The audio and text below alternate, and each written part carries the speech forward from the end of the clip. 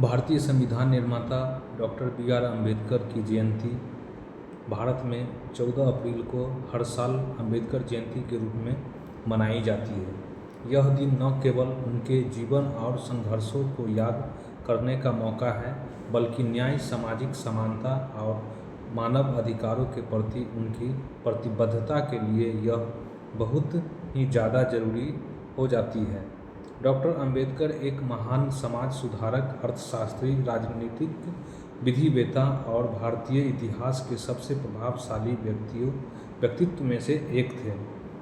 Doctor B R. Ambedkar का जन्म 14 अप्रैल 1891 ईस्वी को मध्य प्रदेश के महू कस्बे में एक दलित महार जाति परिवार में हुआ था। उनका पूरा नाम भीमराव रामजी अम्बेडकर था। उनका परिवार सामाजिक रूप से निम्न समझे जाने वाले वर्ग से संबंधित रखता था, जिसने उन्होंने बचपन से ही सामाजिक भेदभाव का सामना करना पड़ा। स्कूल में उन्हें अलग बैठाया जाता था, पानी छूने तक का भी उनको अधिकार नहीं था।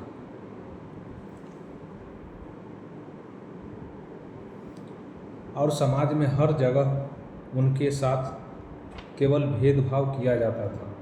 लेकिन अम्बेडकर जी ने इन सब कठिनाइयों को अपने शिक्षा में बाधा बनने नहीं दिया। डॉक्टर भीमराव अम्बेडकर शिक्षा के क्षेत्र में बेहद प्रतिभाशाली थे।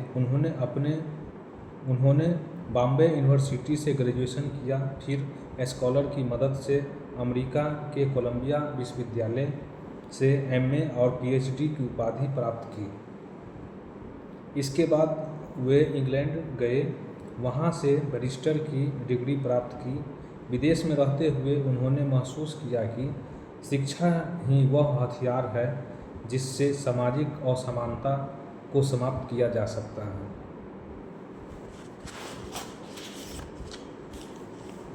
भारत लौटने के बाद उन्होंने न केवल वकालत शुरू की, बल्कि सामाजिक आंदोलन का भी नेतृत्व किया।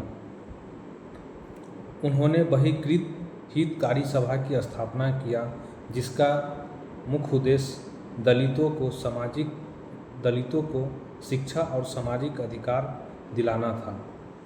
डॉक्टर अम्बेडकर ने समाज में फैली जातिगत असमानता और छुआछूत के विरुद्ध व्यापक आंदोलन चलाए। उन्होंने महार तालाब सत्याग्रह और कालाराम मंदिर प्रवेश आंदोलन जैसे ऐतिहासिक आंदोलन का नेतृत्व किया।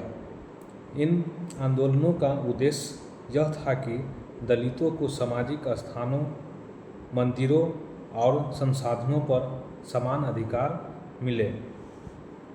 भारत की स्वतंत्रता के बाद डॉक्टर अम्बेडकर को संविधान सभा के प्रारूप समिति का अध्यक्ष नियुक्त किया गया।